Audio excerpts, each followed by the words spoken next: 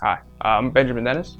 I'm here to tell you about my testimony. It all started when I was about 1. I grew up in a Christian family. We attended church every Sunday. I was taught the plan of salvation, the difference between right and wrong.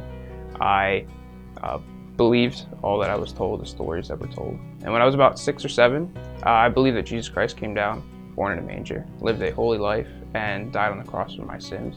And the only thing that I had to do was believe that Christ did that and pray to God to be saved. And after I did that, I didn't really feel any different. I didn't feel like Christ really came into my heart. And I lived a pretty rough and sinful life up until about this past fall of 2019. Around that time, I really started to search because I didn't feel as I was living for Christ. And I have to thank my parents, my grandparents, for really building that foundation, because if I didn't have that, I feel as if I wouldn't be where I am today and searching for the answers that I need to have.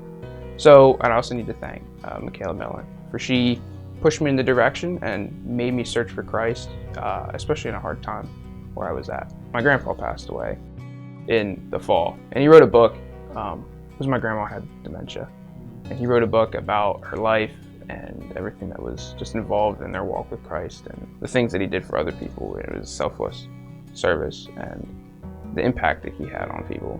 Where I was in my life when I read that kind of really pushed me a little bit. I feel as if I have been pressed to be baptized, for it's in God's word to follow through. And I'm just here to tell you today that I am a believer, and that after all that was going on, I have seen a big difference in my life with the choices that I've made, the decisions that I make.